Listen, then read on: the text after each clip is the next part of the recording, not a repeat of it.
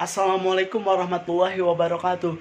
Pada kesempatan kali ini saya akan membahas tentang bagian-bagian mikroskop serta fungsi dari setiap bagian-bagiannya. Stay this video and enjoy.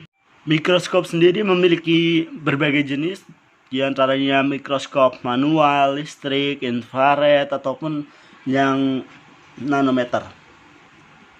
Ini untuk yang manual dia hanya bisa digunakan mengukur ketika ada sumber cahaya dari tempat lain seperti lampu dan matahari.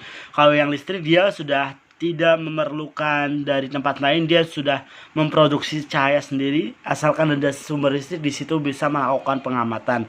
Untuk infrared ataupun ultraviolet dia menggunakan sinar ultraviolet untuk pengukurannya.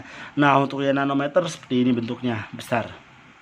Pada kesempatan kali ini saya akan membahas tentang mikroskop yang sederhana yang biasanya ditemukan pada laboratorium berskala kecil ataupun sedang.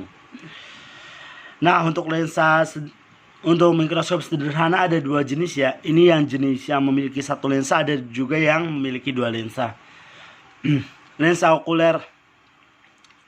Bagian pertamanya adalah lensa okuler. Lensa okuler adalah lensa yang digunakan untuk lensa ini berfungsi untuk sang pengamat melihat dari objek yang diamati. Jadi lensa ini itu membentuk bayangan maya yang diperbesar oleh lensa objek. Yang kedua adalah tabung mikroskop. Tabung mikroskop berfungsi untuk menghubungkan antara lensa okuler dan lensa objektif. Dia juga berfungsi untuk mengatur fokus dari pengamatan. Yang ketiga ada pemutar kasar. Itu berfungsi untuk menggerakkan tabung mikroskop secara tabung mikroskop ke arah bawah atau ke arah atas dengan pergeseran besar. Jadi dia lebih cepat perpindahannya jika menggunakan pemutar kasar. Lalu ada pemutar halus, ini berfungsi untuk menggerakkan tabung mikroskop tapi secara perlahan ke atas dan ke bawah. Terus ada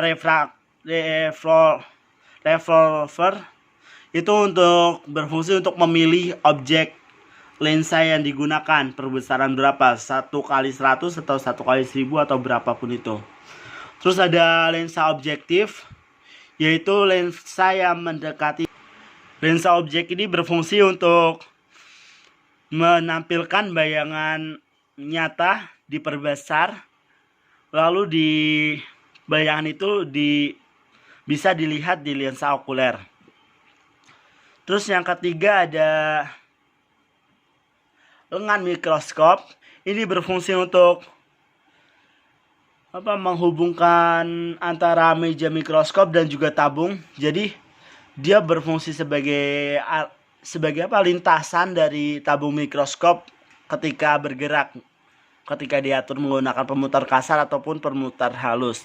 Terus ada penjepit kaca objek. Ini berfungsi untuk menjepit objek gelas.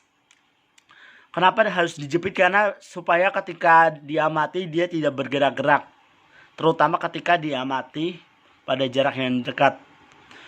Lalu ada preparat objek.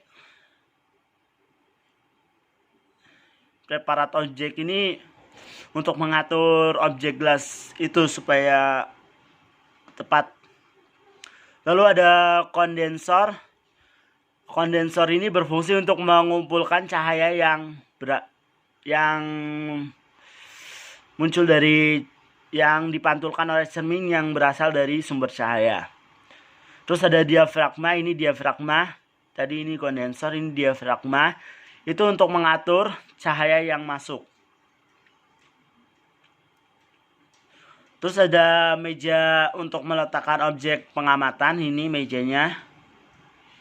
Ini berfungsi untuk meletakkan objek gelas untuk diamati.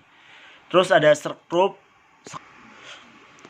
Dia berfungsi untuk mengatur dari ininya. Terus ada kaki mikroskop, dia berfungsi untuk menegakkan mikroskop supaya tidak jatuh. Terus ada refraktometer atau cermin. Dia berfungsi untuk memantulkan cahaya dan menangkap cahaya dari sumber cahaya. Nah, itu semua fungsi dari setiap bagian-bagian mikroskop. Kurang lebihnya seperti itu. Jika ada kesalahan, saya memohon maaf. Sampai berjumpa di lain kesempatan. Thank you sudah melihat video ini. Dan